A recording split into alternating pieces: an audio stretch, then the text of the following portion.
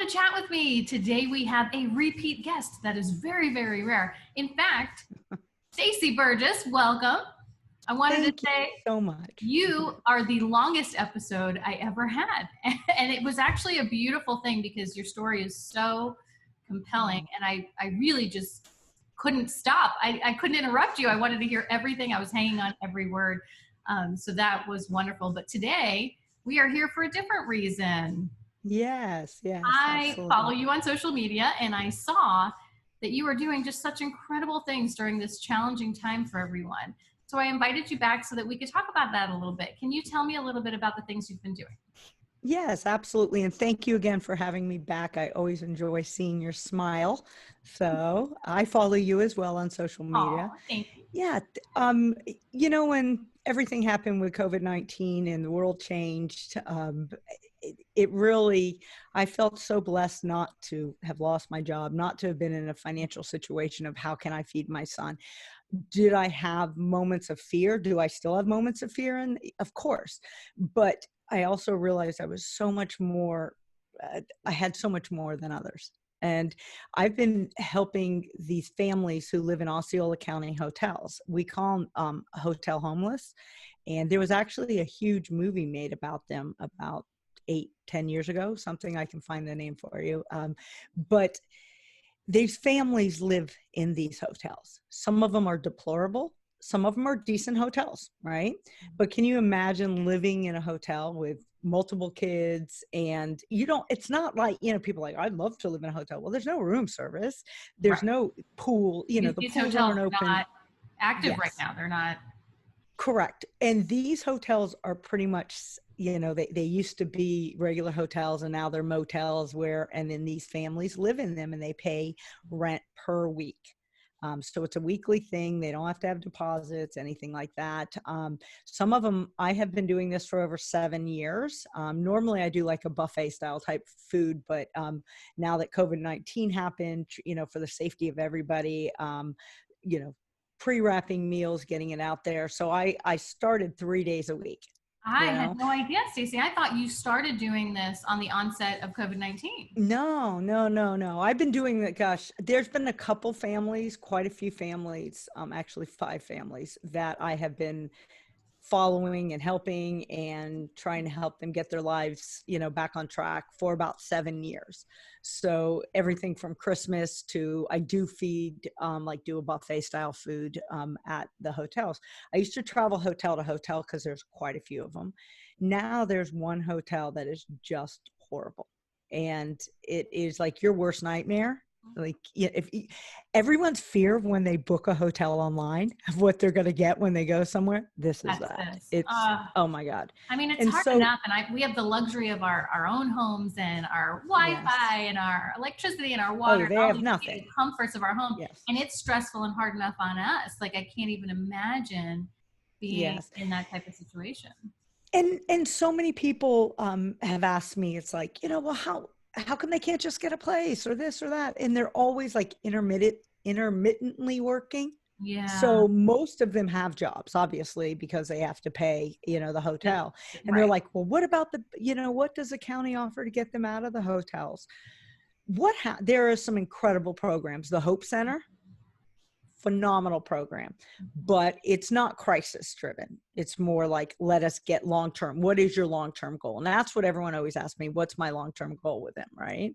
And I'm more crisis driven as well, to help, as well as what can I see in a certain amount of people there that I could possibly guide to getting, their lives back in order. But there'll be people who'll be there forever.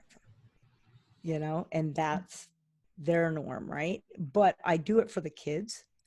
So a lot of people don't realize these kids go to your kids' schools. Right. And they have nothing. And I felt like I started a nonprofit. Well, I didn't start it, but I was with families who started it called the Celebration Athletic Foundation years ago. And our drive was to start youth sports in Celebration because we really had none. We realized that was the feeder for the high school. So my goal with doing it was that I could get these hotel kids out of the hotels and playing sports. And Aw. with that, so all our big fundraisers, I got a portion of the money to pay to their registration fee. And then I would have a big cleat drive or whatever they needed, you know, clothes wise. And then it got to the point where I couldn't pick them all up. I couldn't get them in all their sports. Mhm. So I would then get families involved and say, look, your son is playing, you know, T-ball. Would you pick up Mario? He'll meet you downstairs on practice days and game days, and I'll pay half of your child's registration. And most of the parents step up and said, oh, you don't have to pay the half of that. And I asked them, you know, look, if you would also let me know if Mario looks like he's hungry, or, you know, is he wearing shoes that are taped Right. together and stuff like that. So it started out that way for me.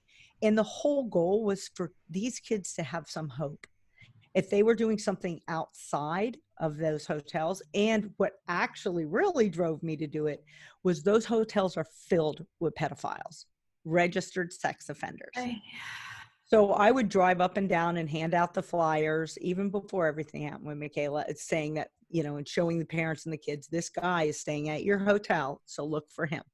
You know, we can't prevent that, them living there, but what you can do is Be let your aware. child know if they see them while they're hanging out on the broken swing set outside and this guy starts talking to them, they need to run the other way and they need to tell a parent. So I felt like I wanted to do more. I wanted these kids to have hope. And I was hoping to also recognize in some of the kids, maybe they had athletic ability, maybe they had, you know, musical ability, and I could try to plug them into outsized resources so they weren't falling into another generation of food stamps, hotel living, having teen pregnancies, things like that. And it's, I have the first boy went to college. So that's gratifying, you know, for me to see that, even if it's just one or two, Yeah. maybe his family will break the cycle.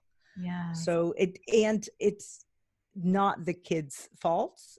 Mhm. And I'm not even saying it's the adults, so don't read that into it as Yeah. well. But I'm saying that they're beaten down. And people Right. are like, well, the schools are saying they're giving them free lunches now during COVID-19. I'm like, you have to get there. Yep. And the parent has to accompany the child. These are people who have no money. They have Mhm. no vehicles for the most part. So Mhm. that's going to be 4 tokens. Let's say it's one parent, one kid. So that's four to $8 just to get to a school, to Mhm. have a school lunch, and to get back. Okay. They're not going to do it. And they don't have the money to do that. And so I felt like I needed to step up with COVID-19 and get them brown bag lunches plus hot meals. So I started Monday, Wednesday, and Friday, and that just, I couldn't do it Yeah. all. That's So a I lot. backed it out to Monday and Fridays. So every Monday and Friday, my goal is to feed. I do one hotel. If I have leftovers at the end of that hotel, which has only happened one time, I'll go to another hotel and I feed anywhere. Right now, it's up to almost 280 people living Oh in my a goodness, hotel. Stacy. When So I how does this work with social distancing? Like, tell me what this process looks like on a day. Okay, so with others like cooking for me, so I'll go on social media and I'll say, look, you know, anyone wanting to cook some meals, if you need individual containers, pick them up. I have a friend in Celebration, so they go there. She puts them on the front porch, so there's no contact that way. I Okay. pick up from their house, or they deliver to the outside of my office at 3 o'clock. I pick it all up. I take it there. I'm masked and I'm gloved.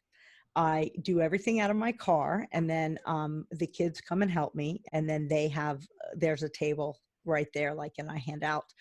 So my goal was originally was, you know, everyone to have a hot meal, a heaping full hot meal. And we're not just talking beans and rice, we're Yeah. talking with meat, things like that. I mean, at some points I'm cooking 250, 300 pieces of chicken, you know, but as the kids weren't going back to school, and more and more people were coming to this hotel, which is the worst of the worst. Mhm. I realized I need to try to step it up and get outside help. Sometimes when we ask for help on the outside, it causes more work for us, right? You know, because I'm Absolutely. driving around, it takes me 3 hours to pick things up, right? And sometimes it's just easier to cook and do it yourself, but financially I can't. And I also feel like it's good for other people. You know, it gives them a purpose. And Absolutely. you know, and then You know, it always takes on a life of its own. I've always given toiletries once a month. I give, because what people don't realize with the system, okay, food stamps covers no paper products. Mm. So most of the people have registered for food stamps, okay. You have to have a bank account, okay, and you have to have computer access to be able to, well, you can go into an office, but it's very far, again, transportation, right, to apply. Then you have to go back, and then you have to go back. People are beaten down, right? They're Right. living in these hotels who they don't have air conditioning most of the rooms. There was no water in this motel until COVID-19 because the owner didn't pay the bill. And so now COVID-19 in an emergency situation turns it on. Mhm. The with that, you know, food stamps don't cover paper products. They don't cover feminine products. They don't cover diapers. They don't cover wipes. They don't cover toilet paper. Like, how is toilet paper not a necessity? You know, So did it, you ask on social media for donations of these kinds of things as well? correct. Like, I don't do the toilet paper. I normally do deodorant, toothpaste, toothbrush, body soap, and shampoo. And I put it in a big baggie for a family of 4. So one big baggie goes to a family of 4. And then I do that about once a month. You know, if I don't have enough to give almost everybody at once a month, then I kind of try to keep track of who it is. I got a laundromat to give them free washer and dryer service this month. And so then I just put out a big post asking for laundry detergent, right? Oh yeah, that's expensive. Never mind Yeah, that. exactly. So, you know, and I'll tell you, I have so many angels who surround me who like, what can I do to help you? I'm like, well, you want to pick up? Nope.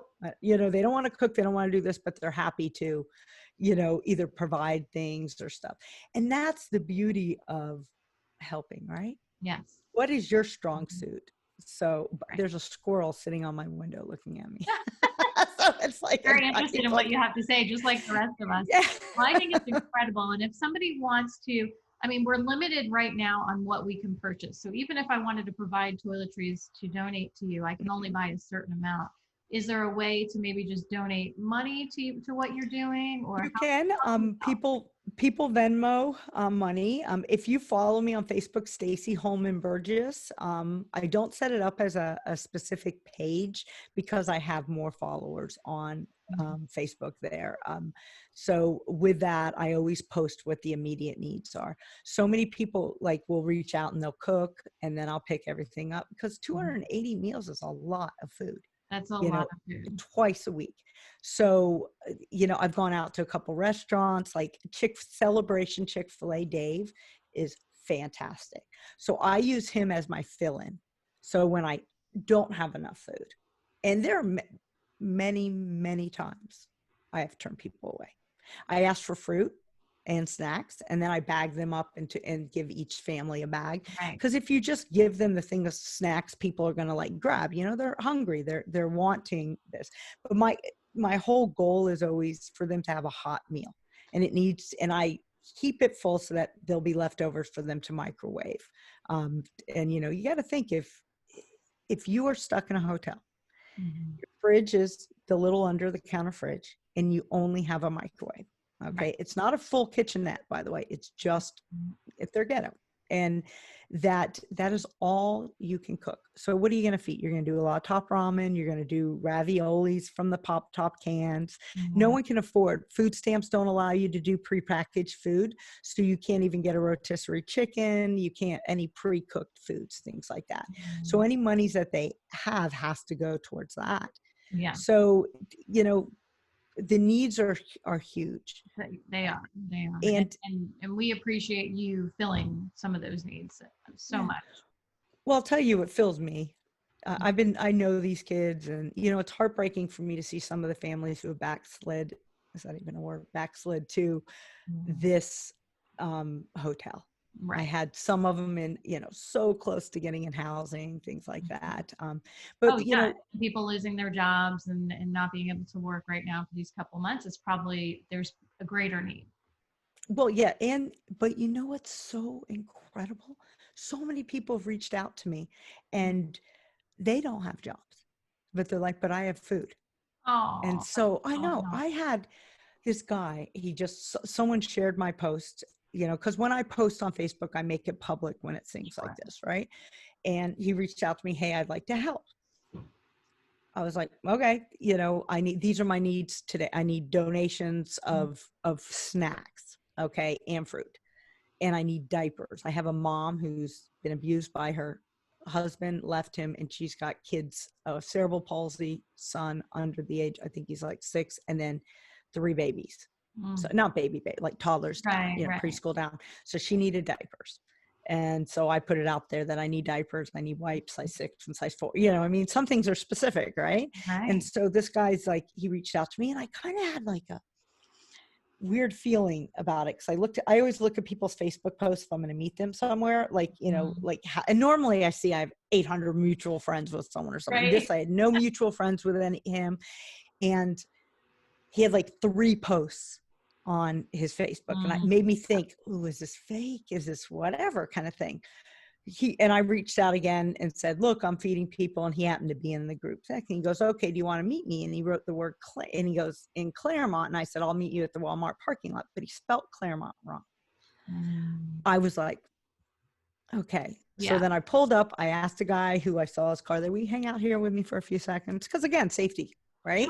So this guy pulls up in a truck that needed new tires, that was beaten down.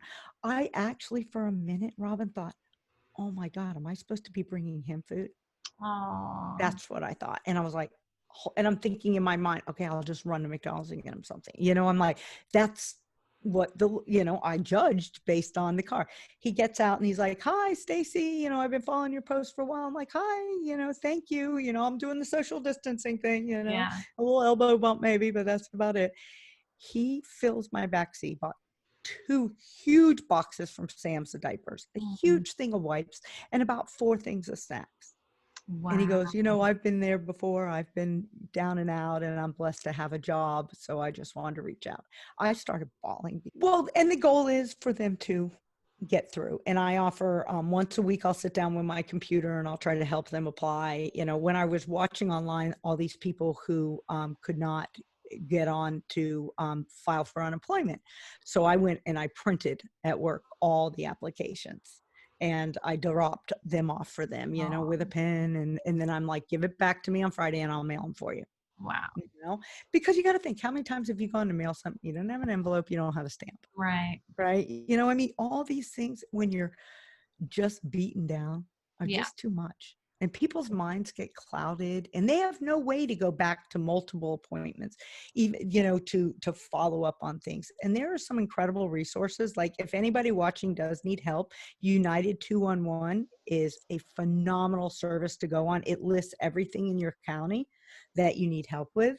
I always tell people to reach out to churches because churches will normally step up like right away kind of thing. I don't give money. I don't pay hotel fees. I don't do any of that. I try to find jobs for people. How can we help those who need help? And that's what you give them. You give them help and you give them hope. And you give them resources. And resources, yes. Stacy, thank you so much. I love everything that you do. I hope people do start following you and they can see not only firsthand what you do, but also help if in case there's something that you post one day that they happen to have the resources for. I think that would be fantastic. So thank you again for coming on Chat with me. It was great to have you here, and I appreciate everything you do. Okay. Thank you, Robin. Have a great day. You too. And thank you guys so much for watching. And as always, take care of yourselves and don't forget to take care of each other. Like Stacy did.